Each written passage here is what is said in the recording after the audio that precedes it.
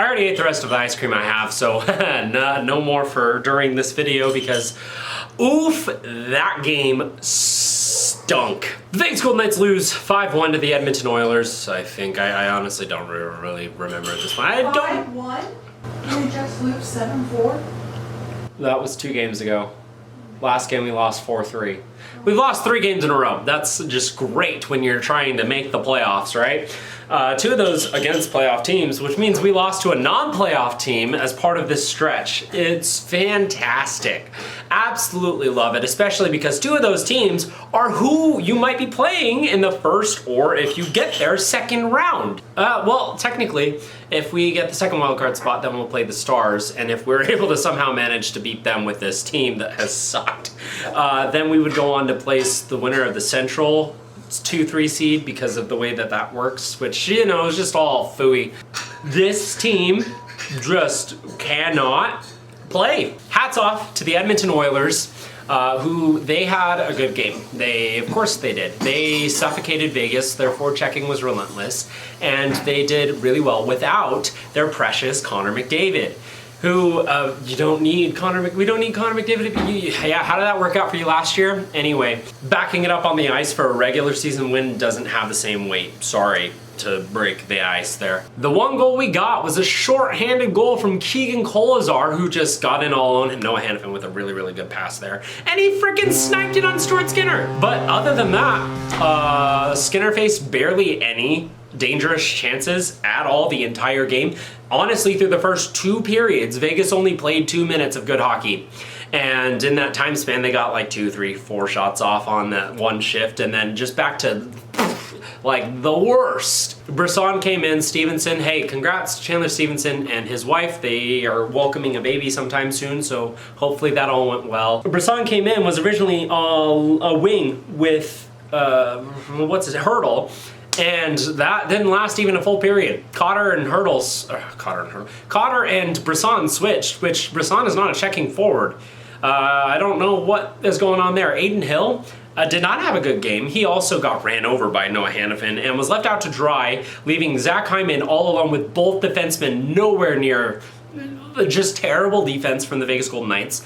And then he pulled a flurry from the Montreal series because he went behind his net, stopped the puck, and just left it there. And Zach Whitecloud, miscommunication there. So either person you want to blame there. And Dylan Holloway grabs it, and puts it in, wraparound. Good on Holloway, I guess. Ekholm's shot was great. If you want to hear me sing praises for Edmonton, great. Okay. Ekholm's shot, perfect. Holloway's forechecking, great. Draisaitl had good passes, and Zach Hyman he's honestly the only Oiler I like. Disregard his stats all you want because, you know, he's playing with, but that's also indicative of how he plays. He's good enough to play with McDavid, or when he was on the Leafs with Matthews, so just throwing that out there. Up and down the lineup for the full, well, like 57.5 minutes, the Edmonton Oilers were the better team on the ice. No power plays. The Edmonton Oilers had 0 penalty minutes, which, you know, the things that I saw that were a penalty according to the rule book are softer calls according to fans across the league.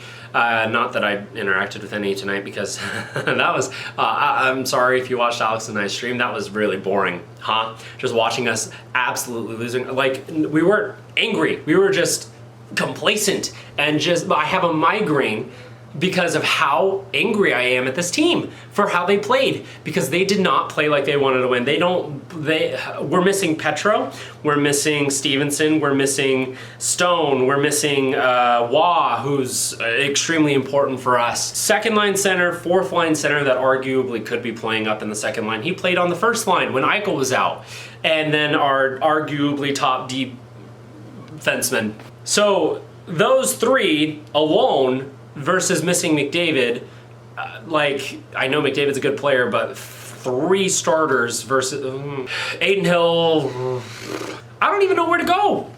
Aiden Hill's stats suck, and whether or not that's all his fault, I'm not in the big leagues for a reason. Does this game hold any weight going into the playoffs? I'm sure for Oilers fans it does.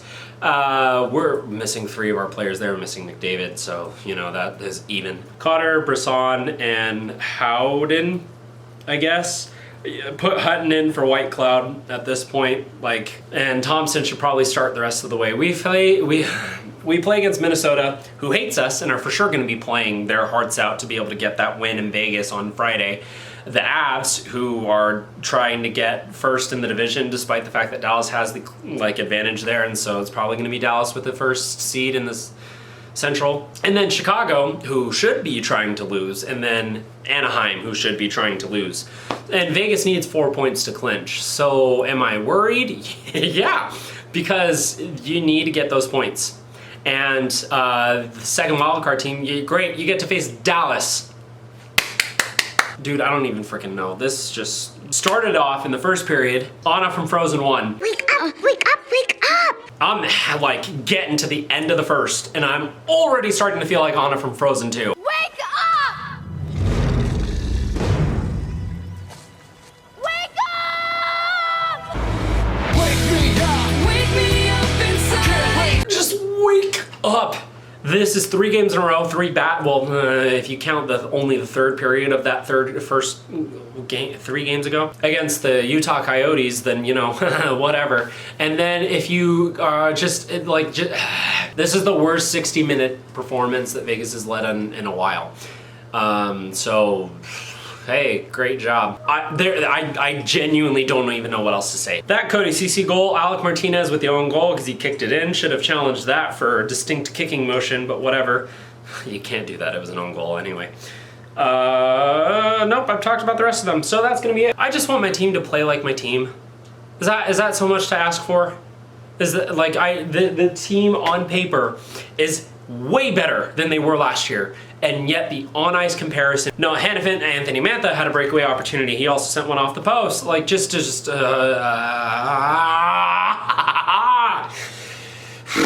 That's gonna be it for Game 78's Nightly Review. Thank you so much for watching and have a good night.